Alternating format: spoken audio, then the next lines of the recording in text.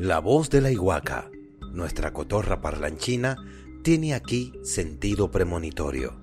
Los pericos y cotorras son los mensajeros de la sierra. Yocajú Baguá Macrocoti, dios de la yuca, es el ser supremo que organiza y desorganiza las vidas humanas. En tierra de las opías, Soraya, la muerte espera sentada a los viajeros.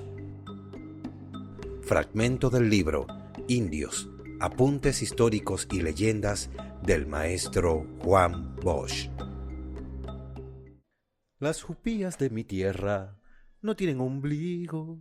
Las jupías de mi tierra... Gris, estamos grabando. No tienen...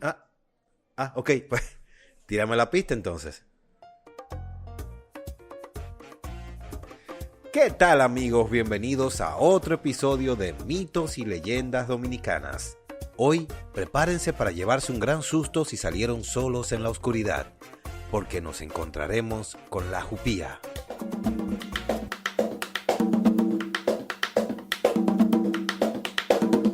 Mitos y Leyendas Dominicanas con Cristian Díaz. El diccionario de mitos y leyendas de Grupo Naya describe la jupía de la siguiente manera. Las opías eran para los indios las ánimas de los hombres muertos, una especie de espíritu femenino del aire que hacía aparición incorporal durante las noches. Junto a esta entidad aparece en la leyenda indígena el operito, fantasma nocturno con forma humana, que era conocido porque al no ser engendrado natural de útero humano, carecía de ombligo. Hoy la leyenda indígena es recordada por los campesinos en la aparición de la jupía, mujer fantasmal que ronda por los montes oscuros en las noches silenciosas y profundas de los campos. Fue en la página pueblosoriginarios.com donde encontré una descripción más profunda sobre las opías, que es la pronunciación correcta, que luego se llevó a la palabra jupía en nuestros campos. Los muertos tenían un espíritu llamado opía. Se escondía durante el día y salía a la noche a comer guayaba, cuyo jugo produce una pintura de color negro con la que simbolizaban la muerte. El opía podía transformarse en muchas formas, incluso tomar la de los seres vivos. En este caso, solo se les podía distinguir porque no tenían ombligo. Las opías o jupías, que al igual que Opilyegurovirán, son irreverentes y burlones, disfrutan engañar a los vivos, duermen de día y salen de noche a comer guayaba. Su función era mantener el equilibrio entre las fuerzas antagónicas del día, orden, mundo de los vivos, y la noche, desorden, mundo de los muertos. Así lo cuenta Ramón Pané en los capítulos 12 y 13 de su libro Relación acerca de las antigüedades de los indios. Creen que hay un lugar al que van los muertos que se llama Coaybaí, que está en un extremo de la isla llamado Soraya. El primero que estuvo en Coaybaí dicen que fue uno llamado Maquetaurie Guayaba, que era el señor del Coaybaí, casa y habitación de los muertos. Dicen que durante el día los muertos están recluidos, por la noche van a recreo y comen cierto fruto que se llama guayaba. Para conocer los muertos tienen esta manera, que con la mano les tocan el vientre y si no les encuentran el ombligo, dicen que es operito, que quiere decir muerto, pues dicen que los muertos no tienen ombligo. Mientras vive una persona, llaman al alma Goeisa y después de muerta la denominan opía. Dicen que Goeisa se aparece muchas veces, ya en forma de hombre o de mujer, y afirman que ha habido hombre que se atrevió a pelear con Goeisa y queriendo abrazarlo, este desaparecía y el indio metía los brazos más allá, encima de algunos árboles de los cuales quedaba colgado. Esto lo creen todos en general, lo mismo los pequeños que los mayores, y también que se les aparecen los muertos en forma de padre, de madre, de hermanos, de parientes o de otras formas. Los muertos no se le aparecen de día, sino siempre de noche, y por ello, no sin gran miedo, se atreve algún indio a ir solo en la noche. Algo muy interesante que encontré también es la relación que existe entre las opías y los murciélagos. El murciélago era asociado a la muerte. Pasaba el día escondido en la cueva para de noche salir a consumir guayaba. Otros autores consideran que la lechuza también era un símbolo de la muerte para los taínos, ya que en sus representaciones los ojos se asemejaban a las cuencas de los ojos vacíos en los cráneos humanos. Fue muy agradable encontrar una publicación realizada por el Banco Popular del libro Taínos, Arte y Sociedad, escrito por Manuel García Arévalo.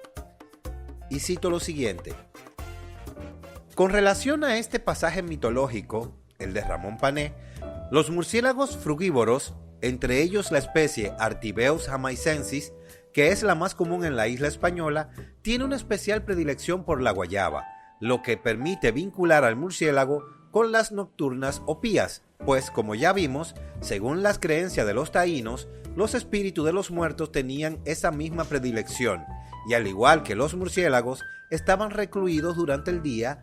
Por eso no es de extrañar que la primera opía de la isla española, convertido en el señor de la morada de los muertos, llevara por nombre Maquetaurie Guayaba.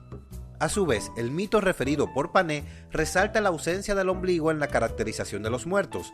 Esta versión es significativa dado que las representaciones quiropteriformes, especialmente las modeladas en las asas de las vasijas cerámicas, presentan un hoyuelo circular en el centro de la figura que, conforme al carácter abstracto del arte taíno, puede ser interpretado como la ausencia del ombligo, ese elemento que establecía la diferencia entre vivos y muertos. Este agujero que servía para colgar el recipiente puede verse además como la ausencia del ombligo, por lo que constituye una clave esotérica de alto sentido iconográfico y simbólico, prueba de la vinculación de las opías con los murciélagos, al ser estos una forma adoptada por las almas de los desaparecidos para reaparecer en el mundo de los vivos. En las sociedades de carácter clánico, se considera que al morir las personas se liberan sus espíritus.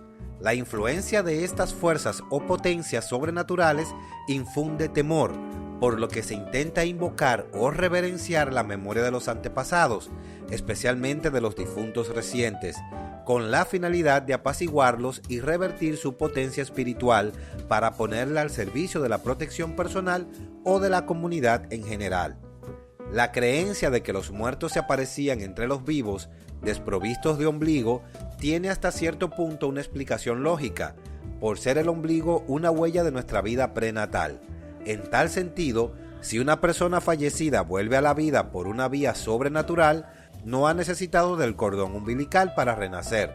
Por tanto, en la religiosidad taína, la ausencia de ombligo es indicativa de estar en presencia de un difunto.